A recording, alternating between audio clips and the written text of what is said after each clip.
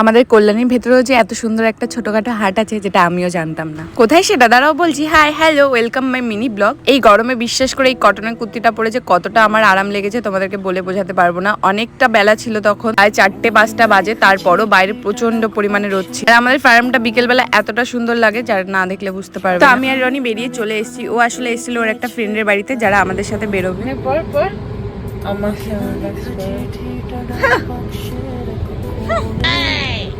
বলছিস বল, কি বলছিলি বল।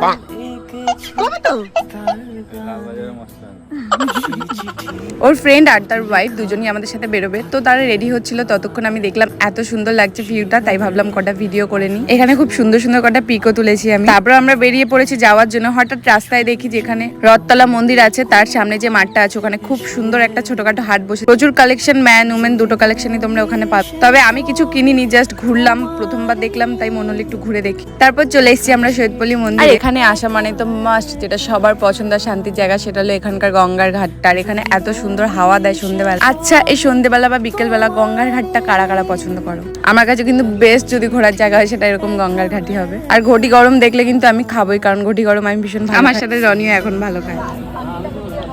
গার্লফ্রেন্ড তো, আমি বয়ফ্রেন্ড তো, মনে থাকবে। এই যে আমার গার্লফ্রেন্ড আর আমি বয়ফ্রেন্ড। তারপর আমরা সবাই মিলে এখানে বসেছিলাম, বসে বসে একটুখানি আড্ডা দিচ্ছি। ভাবলাম একটু শহীদপল্লীটা ঘুরি। তারপর চোখে পড়লো আমার গোলা। আর গরমে গোলা খেতে আমি ভীষণ ভালোবাসি, জানো তো। এটা খেলে না আমার গলায় বসে যায়, ঠান্ডা লাগে, কারণ আমি বেশি ঠান্ডা কিছু খেতে পারি না, তারপরও খাই। আর শহীদপল্লী আসবো, ফুচকা খাবো না, এটা তো একদমই হতে পারে না। এখানে দেখো এতটা পরিমাণে গরম লাগছিল, আমি পুরো ঘেমে গেছিলাম।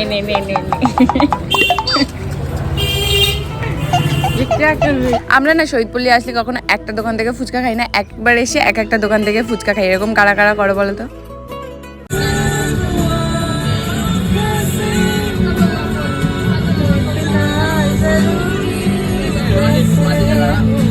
একটু ঘুরু ঘুরু করতে করতে আমরা চলে এসেছিলাম ITI মোড়ে।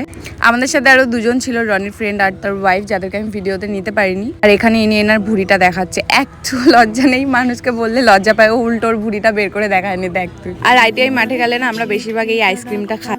এই আইসক্রিমটা আমার রনির ভীষণ ভালো লাগে। আর ITI মাঠে এখন এতটা ভিড় হয় সন্ধ্যেবেলা, যেহেতু প্রচুর গরম। তারপর চলে এসেছিলাম 2 নম্বরে, মা আমতেল করবে তার জন্য বয়ম কিনতে।